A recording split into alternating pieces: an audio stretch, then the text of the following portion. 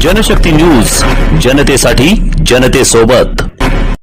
हे आहे दक्षिण सोलापूर तालुक्यातील वळसंग। इतिहासाची समृद्ध परंपरा आणि उज्ज्वल भविष्याची नवी दिशा, प्रगतशील आणि वेगाने विकसित होणारं गाव वळसंग। कुरनूर धरणाच्या सान्निध्यात निसर्गरम्य वातावरणात वसलेलं वळसंग सोलापूर पासून फक्त 12 ते 15 मिनिटं, अक्कलकोट पासून 12 ते 15 मिनिटं आणि रेनगर पासून केवळ 7 ते 8 मिनिटं अंतरावरती सोलापूर अक्कलकोट महामार्गावरील उड्डाण पूल आणि वेगवान महामार्गाच्या थेट संपर्कात असलेलं वळसंग। महामार्गावरून थेट वळसंगला सोलापूर अक्कलकोट गुलबर्गा महामार्ग, मोहोळ मंद्रुप वळसंग रिंग रूट, मुंबई पुणे हैदराबाद महामार्ग आणि सुरत चेन्नई ग्रीनफील्ड एक्सप्रेस अशा एकापेक्षा एक जास्त महामार्गाने वेढलेलं गाव म्हणजे आपलं वळसंग।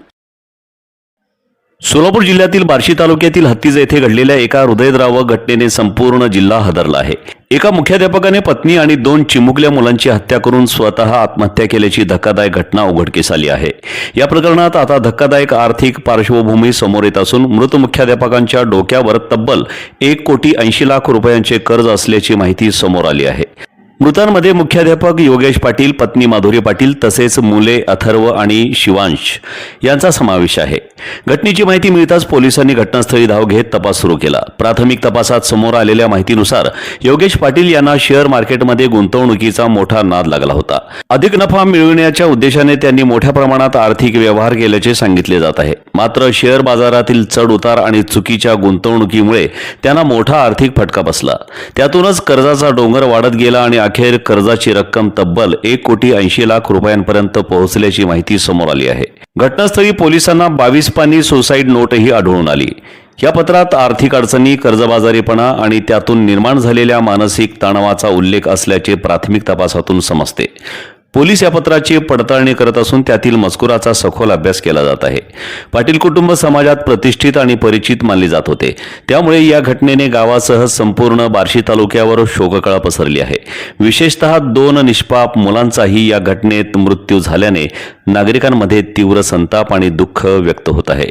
दरम्यान पोलिसांकडून सर्व बाजूंनी तपास सुरू असून आर्थिक व्यवहार, कर्जाचे स्वरूप, सुसाईड नोटमधील माहिती आणि इतर पुराव्यांच्या आधारे घटनेमागील नेमके कारण शोधले जात आहे। तपास पूर्ण झाल्यानंतरच या संपूर्ण शोकांतिकेचे खरे कारण स्पष्ट होणार आहे।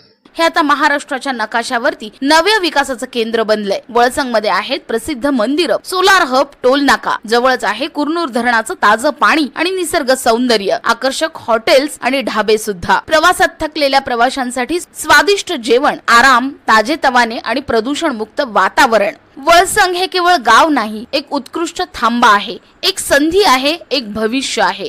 वळसंग ऐतिहासिक वारसा, आधुनिक कनेक्टिव्हिटी आणि उद्याच्या विकासाची हमी, सोलापूर जिल्ह्याचा अभिमान आणि महाराष्ट्राचा गौरव वळसंग।